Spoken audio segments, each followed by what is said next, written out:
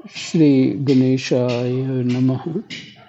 श्री सीतारामाभ्यां नमः। श्री हनुमते नमः। श्री उमापते नमः। श्री गुरुवे नमः। सब संतन की जय जय। जय जय सीताराम। राधे श्याम।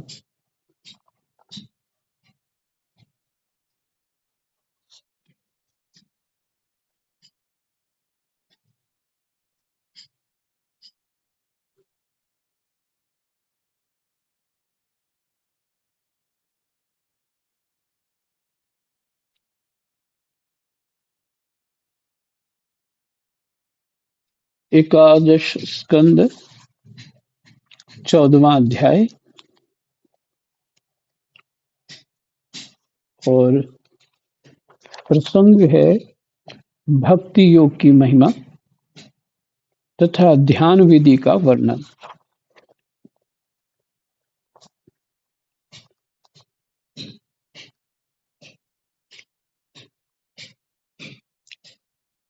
और श्लोक नंबर है 8।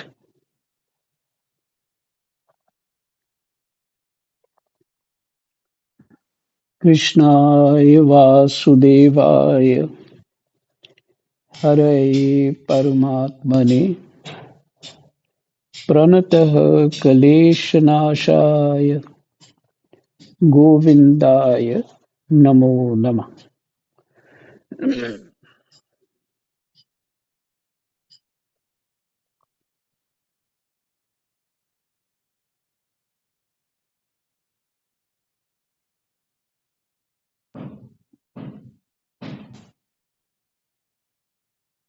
आपने जो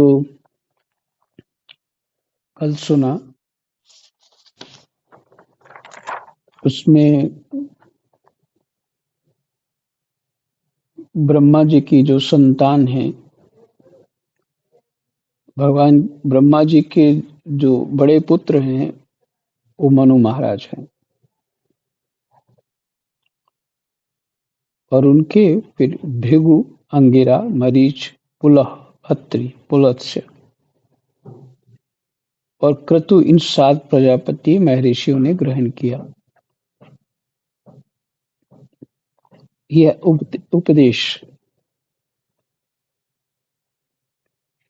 क्या उपदेश?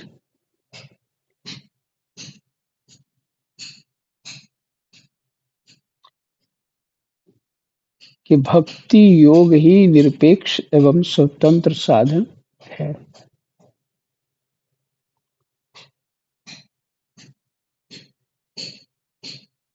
चौपाई है, भक्ति स्वतंत्र सकल गुण खानी, और यहाँ है निरपेक्ष है और स्वतंत्र है।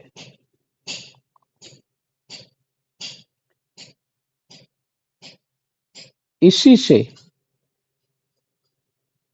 आसक्ति छोड़कर मन आप में ही तन्मय हो जाता है। आसक्ति तो चाहे ज्ञान हो, चाहे भक्ति हो, चाहे कर्म योग हो, आसक्ति कहीं भी नहीं कर सकते। या और तरह के ध्यान साधना इत्यादि भी आसक्ति से नहीं हो पाता। कोई भी नहीं कुछ हो सकता साधन, क्योंकि चित्त निर्मल चाहिए। आसक्ति से सदा हम जिसके प्रति आसक्ति होती है उसके अधीन रहते हैं। आसक्ति का यही अर्थ होता है। और उसका कोई दोष नहीं देख पाते, उसके गुण ही दिखते हैं। वैर अंध प्रेम न प्रबोधु। बच्चे में कितने सारे गुण हो, माँ तो अवगुण हो, माँ देख नहीं पाती है। वो ठीक करती रहती है, पूरी उम्र लगी रहती ठीक करने में। और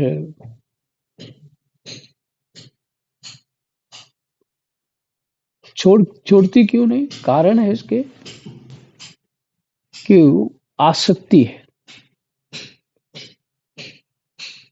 इसलिए उसके अवगुण भी गुण नहीं लग रहे। अवगुण भी अ, जो है वो इतना नहीं सता रहे। वही अवगुण किसी दूसरे में हो जाए तो फिर तो सदा के लिए कच्ची हो गई।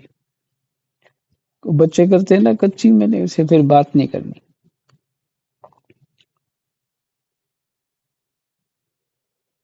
तो भजन साधन का अर्थ ये है कि हम अपने शास्त्र के अनुसार जो धर्म पालन की बात आती है, उसका अर्थ ये है कि हम अपने जो पाप हैं उससे निवृत्त हो जाते हैं, जो आसक्तियां उससे निवृत्त हो जाते हैं। कर्मयोग का यही फल है, पाप से निवृत्त हो जाते हैं। इसलिए गोस्वामी जी लिखते, धर्म ते विरति योग ते ज्ञान।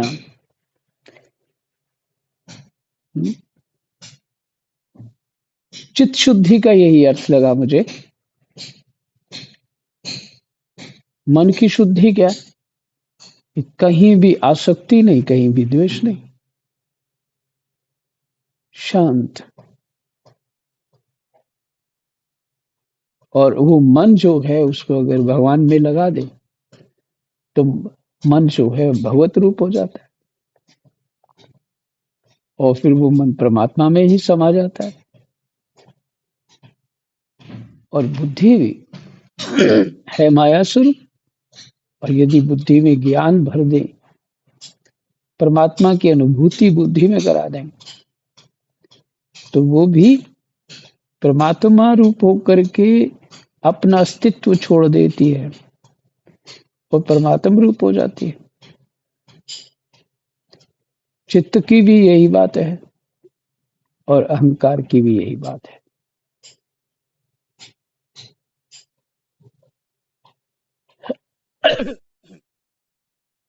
इनसे देखिए, पाप नष्ट करना क्या है?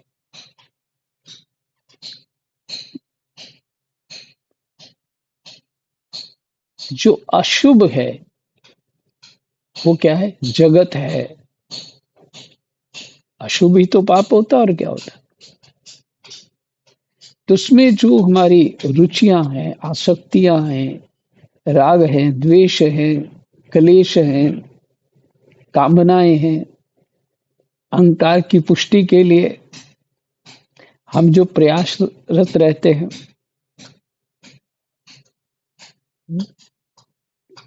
वो मेरे से आगे निकल गए, मैं पीछे ही खड़ा हूं।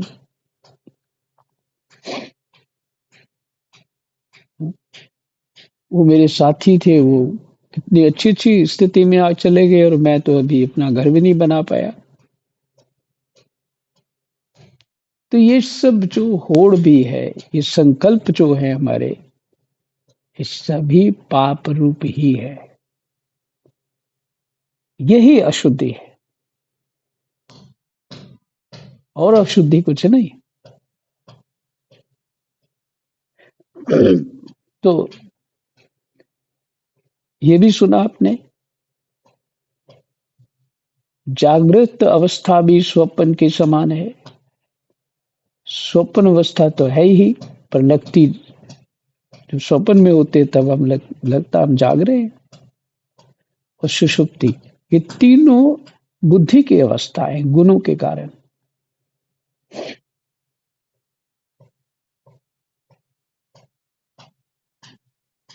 इससे यह सिद्ध होता है कि जो हम अभी शरीर धारण करके जो मान रहे हैं कि मेरा अस्तित्व है, वो तो है ही नहीं। ज्ञान दृष्टि से तुम्हारा कोई अस्तित्व है ही नहीं। तुमने स्वयं अपने आप को ये कल्पना करके बैठ गए हो, मैं ये हूं।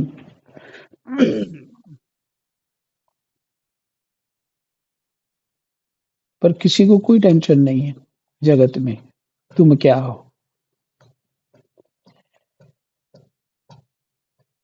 इसलिए जो जब मैं ही नहीं हूं,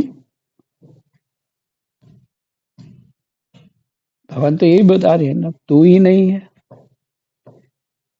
तीन ही अवस्थाएं होती है ना, जागृत कि हाँ मैं हूँ, बुद्धि अनुभव करा रही है, इंद्रिया अनुभव करा रही है, बुद्धि का अनुभव करा रही मैं हूँ। बुद्धि सो जाए या इंद्रिया काम ना करें बिल्कुल, तो मैं हूँ तो उसी समय खत्म हो गया। तो ये मैं हूँ जो खत्म करना है, अहंकार का विश्राम जो करना है, वो हमने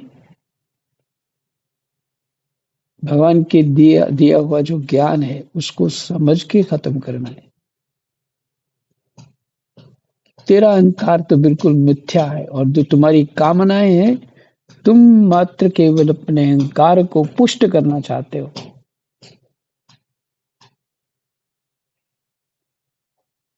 और जब वो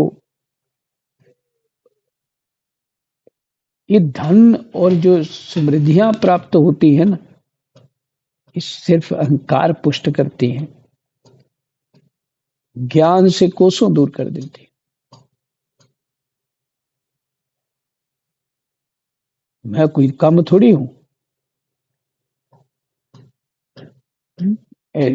ये सब में परेशानी है ये बात। क्यों? कबीर जी का दोहा उसने भी सुनाया था, कंचन कामनी तजना सहज है, मान न तजे आ जाए। मान मान मुनि बर गले, मान सबे को खाए। तुम संसार की संपत्ति छोड़ सकते हो, अपनी आसक्तियां छोड़ सकते हो, पर मान नहीं छोड़ सकते। बड़े बड़े तपस्वियों का अपमान हो जाता है, विश्वामित्र इत्यादि और भी महापुरुषों का। ब्रह्मा जी को प्रणाम नहीं किया भृगु जी ने, तो ब्रह्मा जी को गुस्सा आ गया। अब ब्रह्मा जी से बड़ा तपस्वी कौन है? शंकर जी ने तो बहुत भृगु जी को प्यार करना चाहा। तो भृगु जी कहते हैं, भाई तुम दूर ही रहो, सांप सूप लपेटे रहते हो, गंदे बंदे रहते हो, ये राख वाख मली हुई है, दूर रहो, जरा अशुद्ध ही है, अशुद्ध हो तुम। शंकर जी क्रोध आ गए, अच्छा ठीक करता हूँ तुम्हारी शुद्धि अभी। ये दोनों भाई हैं, भृगु और शंकर। उस नाते से ब्रह्मा जी से प्रकट हुए शंकर और भृगु। तो मान जो है बड़े बड़ों को लपेटा दे देता। तो मान की पुष्टि के लिए तो हम नाच रहे हैं, और क्या कर रहे हैं। पर किसी साधु को लगता है मुझे भगवत प्राप्ति करनी है, तो गुरु जानते हैं इसका नष्ट क्या करना है, मान ही मुझे नष्ट करना है। तो बेटा ठीक है, सिर मुंडवाओ, एक छोटा सा कपड़ा पहनो, भिक्षा का पात्र लो, भजन करो, घूमो, भजन सिखा देते।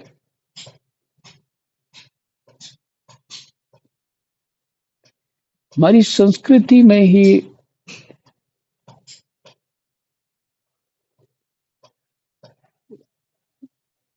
ज्ञान भरा पड़ा है। हमारी संस्कृति ज्ञान स्वरूप है। कोई प्रभु की लीला है कि जो उसका उतना वो प्रकाश नहीं रहा।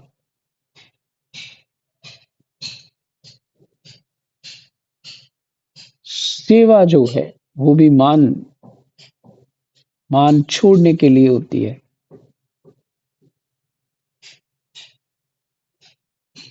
मान अपना छोड़ने के लिए होती है सेवा। जिससे सेवा से अंतःकरण की शुद्धि होती है। ये कामनाएं पूर्ति करने के लिए ज्ञान नहीं होता। हाँ, अलग तरह की राजसिक उपासनाएं होती है, कामनाएं पूर्ति करने वाली, सिद्धियां प्राप्त करने वाली। लेकिन भगवत प्राप्ति तो सब कुछ छोड़ने से ही होती है। इसका यही अर्थ है सब कुछ छोड़ने का, कि अंतःकरण की शुद्धि।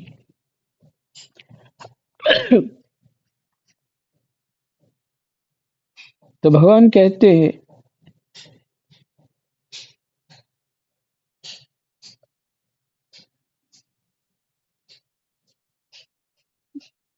ब्रह्मवादी महात्मा आत्म कल्याण के अनेकों साधन बतलाते हैं। उनमें अपनी अपनी दृष्टि के अनुसार सभी श्रेष्ठ है, अपने ढंग से जो बताते हैं, अथवा किसी एक की प्रधानता है, होनी भी चाहिए। मेरे स्वामी, आपने तो अभी भक्ति योग को ही निरपेक्ष एवं स्वतंत्र साधन बतलाया है, क्योंकि इसी से सब और से आसक्ति छोड़कर मन आप में ही तन्मय हो जाता है। तो भक्ति योग को प्राप्त करने का उपाय करना पड़ेगा ना, पहले भक्ति योग प्राप्त हो तो वही मार्ग है। भगवान के लीलानु गुणानुवाद सुनना, ऐसे ही प्रेमियों का संग करना जो भगवान में लगे हैं, और अपना अंतःकरण शुद्ध करके परमात्मा में अपने मन को रमा देना।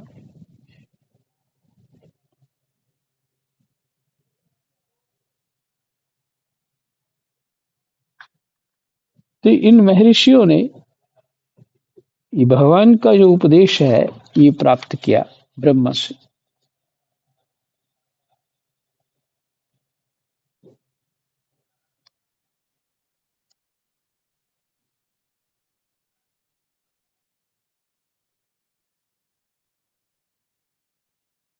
और जो ये प्रपंच है, हम जब भी सुन भी रहे हैं, जो सुना रहे हैं, ये अलग अलग क्यों लगते हैं? हम एक दूसरे से एक जैसा स्वभाव नहीं है, बस वही गुणों के कारण और अलग अलग बुद्धि वृत्तियां हो जाती हैं गुणों के कारण। इसलिए वे सभी अपनी अपनी प्रकृति के अनुसार उस वेद वाणी की भिन्न भिन्न अर्थ ग्रहण करते हैं। सभी अर्थ इस बात को समझ रहे हैं, लेकिन अपने अपने ढंग से समझ रहे हैं।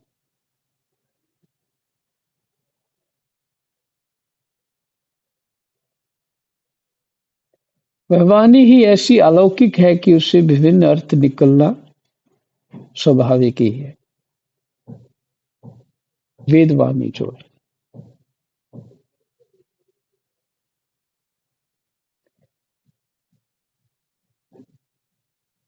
अब 8वां श्लोक।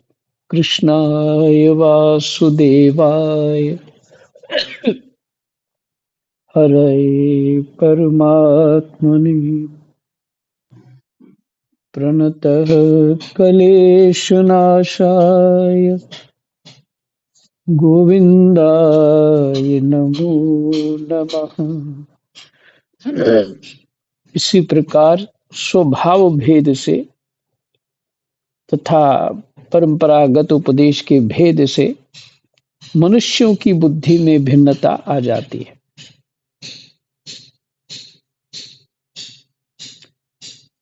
जो पहले से स्वभाव के अंतर है हमारे, तथा परंपरागत उपदेश जो होता है उसको सुनने से सबकी परंपराएं तो अलग अलग ही रहती हैं, इसलिए बुद्धि में भिन्नता आ जाती है। और कुछ लोग तो बिना किसी विचार के वेद विरुद्ध पाखंड मतावलंबी हो जाते हैं, और कुछ लोग तो बिना किसी विचार के वेद विरुद्ध पाखंड मतावलंबी हो जाते। थोड़ी सी बुद्धि चलने लगी, कुछ समझ में आ गया तो नया प्रपंच खड़ा कर दिया, एक नई संप्रदाय चला दी।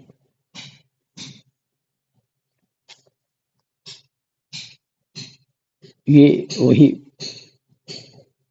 वेद विरुद्ध पाखंड मतावलंबी। शंकराचार्य जी के अनुसार इस्कॉन में क्या होता है, किसी को भी पकड़ के वो ब्राह्मण बना देते हैं, उसका कोई पूजा वूजा करते हैं, ये ब्राह्मण हो गया। पर गुरु वशिष्ठ ने क्षत्रिय विश्वामित्र को ब्राह्मण नहीं माना जब तक वो नम्र नहीं हुआ। जब तक हृदय से विश्वामित्र नम्र नहीं हुआ, तब तक गुरु वशिष्ठ ने उसको ब्राह्मण नहीं माना। ब्रह्मा जी के पास गए विश्वामित्र तपस्या करके, उन्होंने कहा वशिष्ठ कह देंगे तो तुम ब्राह्मण हो। और वशिष्ठ उनका क्षत्रिय स्वभाव देख रहे थे, भजन साधन सब कर रहे, लेकिन स्वभाव वही क्षत्रिय। अंत समय एक समय ऐसा था, बच्चों को पढ़ा रहे थे तो उस समय गुरु वशिष्ठ प्रशंसा कर रहे थे विश्वामित्र की, उनके तप की। तो और एक्चुअल में गए थे विश्वामित्र वहां छुप के कि आज मैं ये ब्राह्मण नहीं कहेगा तो मैं मार ही देना है, तलवार लेके गए थे। अब ये बात बनती नहीं है ना कि ब्राह्मण कहो नहीं तो मार देंगे। जब आगे देखा, उस चांदनी रात में अपने शिष्यों को उपदेश कर रहे हैं गुरु वशिष्ठ, ये चुप के खड़े थे, तो वो वहां विश्वामित्र के तप की प्रशंसा हो रही थी।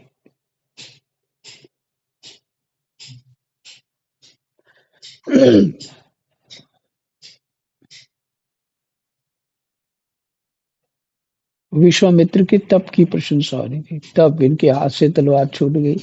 अरे ये तो मेरे को बहुत मानते हैं, और उनके चरणों में गिर गए। अब इनके भीतर नम्रता आ गई। तब उन्होंने कहा उठो ब्राह्मण देव, अब ब्राह्मण कह दिया। तो ब्राह्मण के अंदर ऐसा गुण होना चाहिए।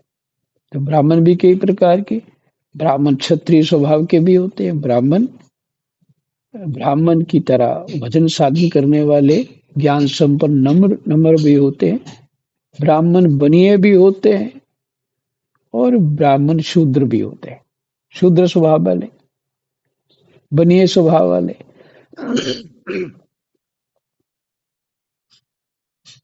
इसी तरह दूसरी जातियों में भी क्षत्रिय भी ब्राह्मण स्वभाव के होते हैं, वैश्य स्वभाव के भी होते हैं, और शूद्र स्वभाव के भी होते हैं। सभी में ऐसा होता है।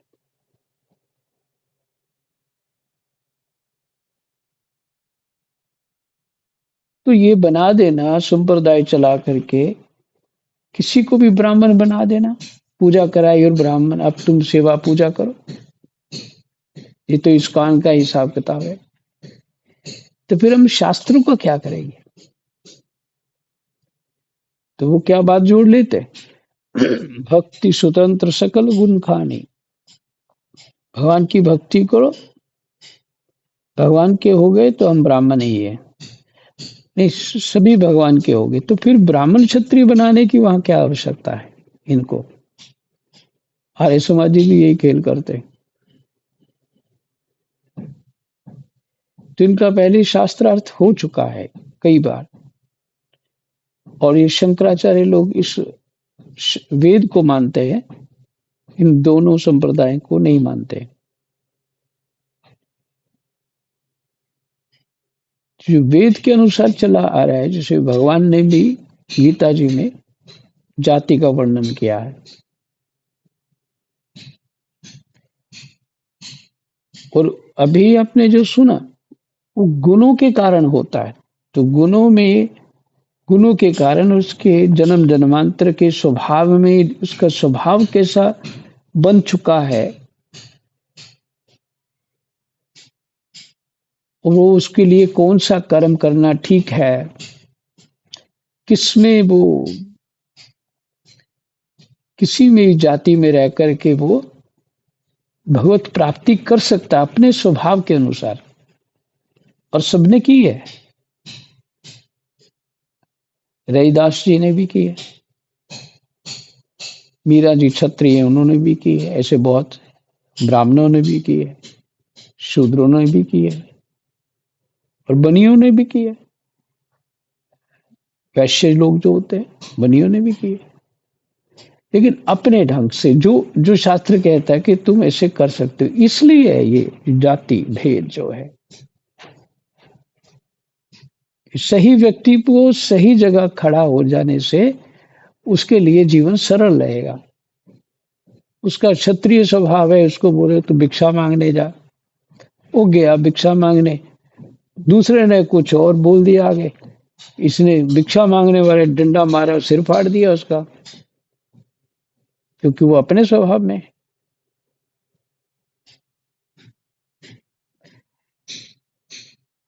तो करना, तो इसलिए उसको बोला नहीं नहीं तुम ऐसा नहीं करो। और मोस्टली ब्राह्मणों को ही बोला जाता है भिक्षा मांगने के लिए।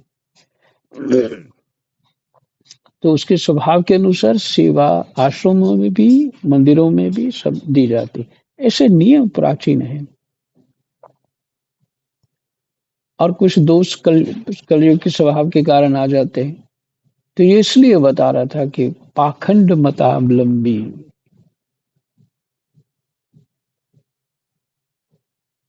ये पाखंड है, वेद विरुद्ध जो है वो पाखंड है। प्रिय उद्धव, सभी की बुद्धि मेरी माया से मोहित हो रही है। देख लो, अब भगवान क्या कह रहे हैं,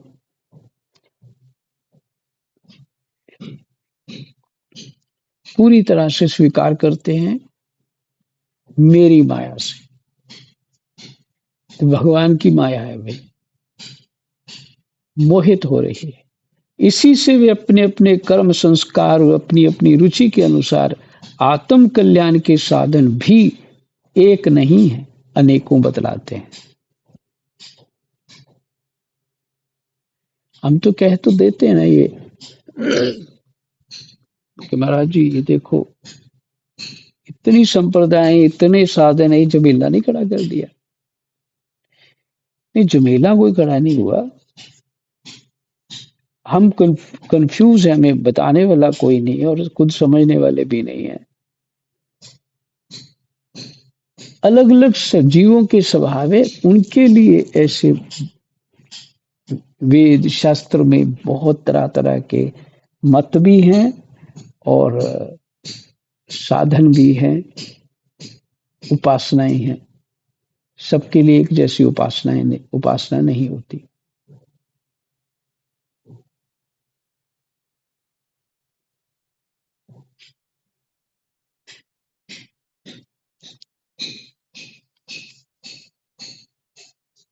प्रिय उद्धव, सभी की बुद्धि मेरी माया से मोहित हो रही है। इसी से वे अपने अपने कर्म संस्कार और अपनी अपनी रुचि के अनुसार आत्म कल्याण के साधन भी एक नहीं, अनेकों बतलाते हैं। अच्छा, जो जिसने जिस साधन से पाया होगा वो उसी की प्रशंसा करेगा, उसी के ऊपर जोर लगाएगा। वो दूसरे का क्यों मानेगा जी।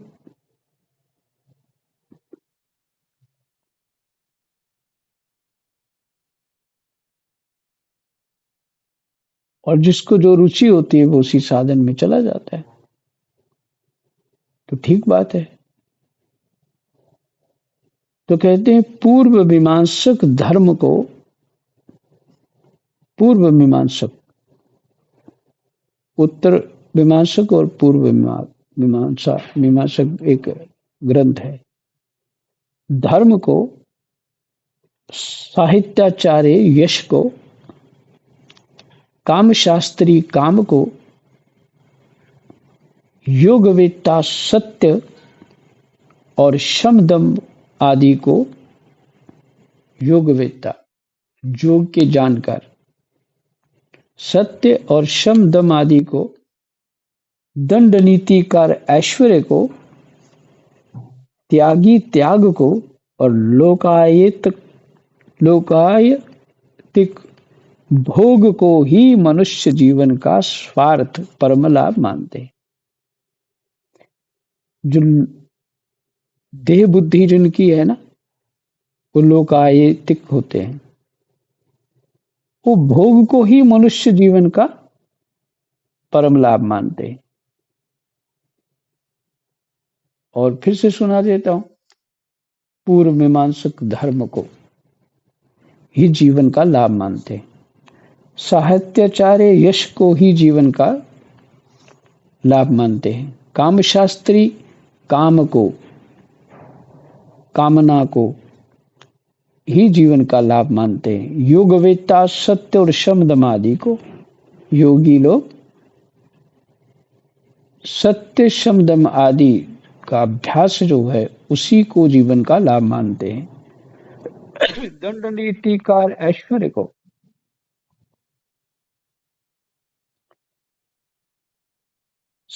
त्यागी त्याग को और लोकायतिक भोग को ही मनुष्य जीवन का स्वार्थ परम लाभ बतलाते हैं। तो देखिए, भिन्न भिन्न बुद्धियां हैं, जिसकी जहां तक गति है वो वही परम लाभ बता रहा है। कर्मयोगी लोग यज्ञ, तप, दान, व्रत तथा यम नियम आदि को पुरुषार्थ बतलाते हैं। परंतु ये सभी कर्म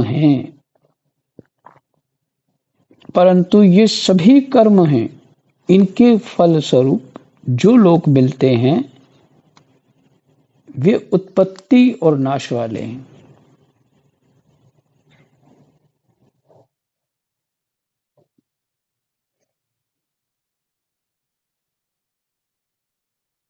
परंतु ये सभी कर्म हैं, इनके फल स्वरूप जो लोग मिलते हैं वे उत्पत्ति और नाश वाले हैं। कर्मों का फल समाप्त हो जाने पर उनसे दुख ही मिलता है।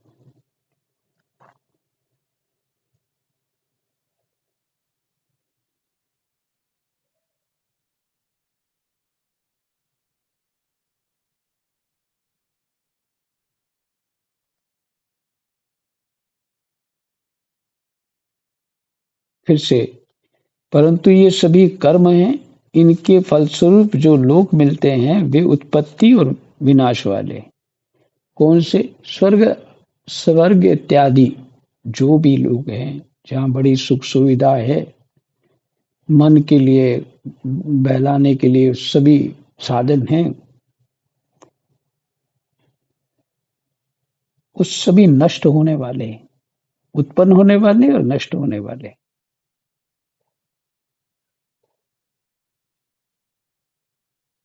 ये कर्मयोगी, फिर सुनिए, कर्मयोगी बोलते हैं हम कर्मयोगी हैं, तो कर्मयोगी लोग यज्ञ ने राम राम, कर्मयोगी लोग यज्ञ, तप, दान, व्रत तथा यम नियम आदि को पुरुषार्थ बतलाते हैं। फिर इससे हमें पुण्य मिलेगा, फिर हम राजा रानी बन के घूमेंगे। परंतु ये सभी कर्म हैं, इनके फलस्वरूप जो लोग मिलते हैं वे उत्पत्ति और नाश वाले। कर्मों का फल समाप्त हो जाने पर उनसे दुख ही मिलता है, क्योंकि अब वो मिल नहीं रहे, अब उसी के लिए रो रहे हैं। और सच पूछो तो उनकी अंतिम गति घोर अज्ञान ही है। प्रकाश तो नहीं हुआ ना, जैसे इस लोक में, इस संसार में रूपी कुएं में हम हैं, चाहे दूसरी जगह कोई कुआं स्वर्ग में है, उसमें है तो कुएं में ही। माने इंद्रियों की तृप्ति, ये कहते हैं, इसलिए घोर अज्ञान ही है। उनसे जो सुख मिलता है वह तुच्छ है, नगण्य है, और वे लोक भोग के समय भी असूया आदि दोषों के कारण शोक से परिपूर्ण है। इसलिए इन भविन्न साधनों के फेर में ना पड़ना चाहिए। सावधान। कौन कह रहा है? भगवान कह रहे हैं। भगवान किसको सुना रहे हैं? उद्धव जी को। ये प्रश्न किसका? उद्धव जी का।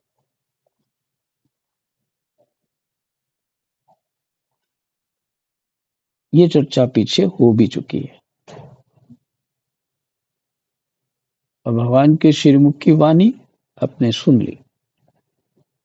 फिर भगवान कहते हैं, प्रिय उद्धव, जो सब ओर से निरपेक्ष बेपरवाह हो गया है, किसी भी कर्म या फल आदि की आवश्यकता नहीं रखता और अपने अंतःकरण को सब प्रकार से मुझे ही समर्पित कर चुका है,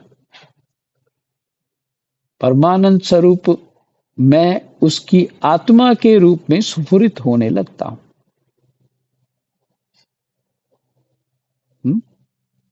परमानंद, उसकी आत्मा ही परमानंद स्वरूप प्रकट अपना दिखा देती है।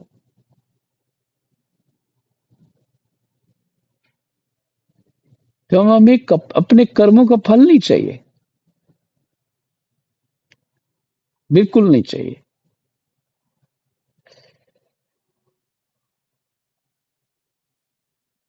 हमें जो भी कर्म करना है परमात्मा की प्रसन्नता के लिए।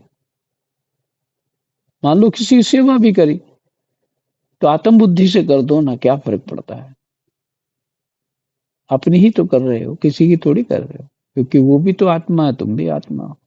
वो शरीर है, तुम भी शरीर हो। तो फल बीच में क्यों मांग रहे हो? परमात्मा के लिए कर दें, यही फल चाहिए। परमानंद स्वरूप में उसकी आत्मा के रूप में स्फुरित होने लगता हूं। इससे वह जिस सुख का अनुभव करता है वह विषय लोलुप प्राणियों को किसी प्रकार मिल नहीं सकता। विषय लोलुप कौन है? जो इंद्रियों से तृप्त रहते हैं, अच्छी बातें सुनना। आपने बड़ा अच्छा बोला, बड़ा सुख आता है, कोई प्रशंसा करता है, बड़ा अच्छा स्वाद है, बड़ा अच्छा स्पर्श है, बड़ी अच्छी सुगंध है, बड़ी अच्छी स्मेल है। बस इसी में फंसे हुए हैं। ये भी 5 चीजें ही हमें इस कुएं में बैठा के रखी हुई हैं, पांचों चीजों ने। तो कहते कुछ नहीं चाहिए, मुझे तो परमात्मा चाहिए।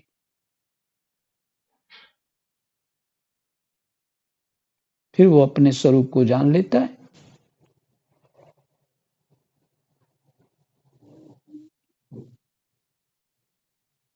ऐसा सुख विषय लोलुप प्राप्त नहीं कर सकता।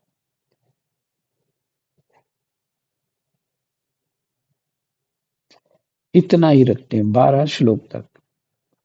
जय जय सीताराम, राधे श्याम, कृष्णाय वासुदेवाय, हरे परमात्मने,